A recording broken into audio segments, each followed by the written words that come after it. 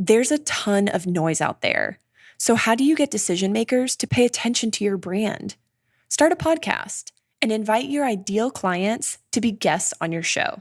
Learn more at sweetfishmedia.com. You're listening to B2B Growth, a daily podcast for B2B leaders. We've interviewed names you've probably heard before, like Gary Vaynerchuk and Simon Sinek, but you've probably never heard from the majority of our guests. That's because the bulk of our interviews aren't with professional speakers and authors.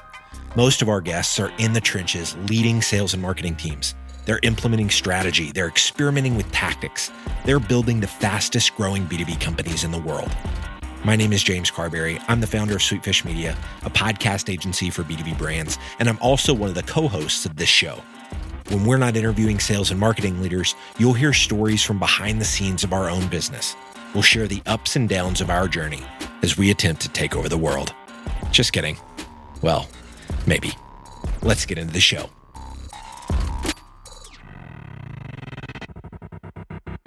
Welcome back to B2B Growth. I'm your host for today's episode, Logan Lyles with Sweetfish Media. Today is going to be another episode in our Why Podcast Work series. Now, in this series, we've been interviewing some of our customers who we help produce their podcast and other podcasters at B2B brands talking about why podcasting is working for them. Today, I'm actually going to share something that we've been seeing from Gary Vee all over the place on LinkedIn, on Instagram, on YouTube, in things that he's sharing in his 4D sessions. And as we've been seeing what Gary's been talking about lately, we're just seeing how that aligns to the way that we've seen our customers and the way that we've used our podcast to create content for a number of different channels. So it's this idea of the triple threat of podcasting, as Gary put it. So I'm not going to take credit for that. We're going to give Gary the credit there, but it's something that we've seen, that we've executed for customers, and we've seen other successful podcasters use. So what the triple threat of podcasting is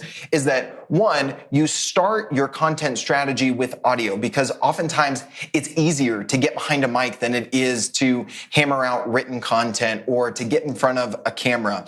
However, there are three ways that once you start with that audio, it not only gives you content for a channel that's growing and a lot of listeners are flocking to, but it's giving you content for other channels where people live as well. And that can be video, it can be written content. And oh, by the way, something that we've always talked about here is this idea of content-based networking. Call it podcasting as ABM, call it business development, whatever you want. The idea is interview people from your target market so that you're not just creating content for your target market, you're creating content with them. So that's the triple threat as Gary's been describing it: video, turning it into written content, and leveraging the nature of an interview-based show to build strategic relationships with people that you want to meet as guests on your podcast. So let's talk about video. You know, a lot of folks, you don't have to get super creative with the video. Just make sure that you're also getting some video when you record the audio. You can always stockpile that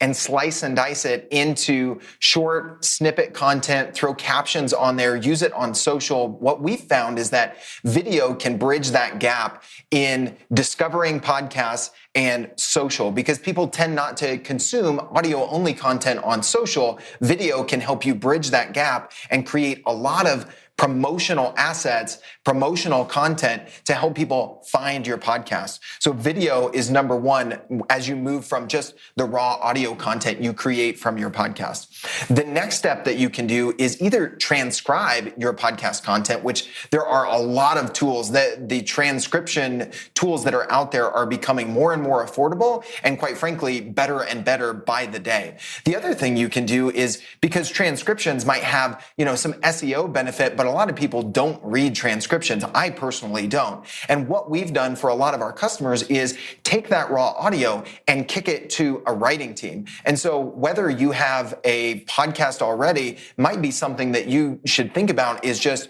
recording audio kicking it to a writing team, either internal or an outsourced team like us, to turn that into written content for the various platforms. LinkedIn video has grown a lot over the last year, but I still find that my text-only posts on LinkedIn actually perform better. So I will take the audio from an episode we do here on B2B Growth, kick it to our writing team, or write something myself to turn it into written content for various platforms. So we've got video, you've got written content, and then third, you guys have heard us talk about this a ton, content-based networking.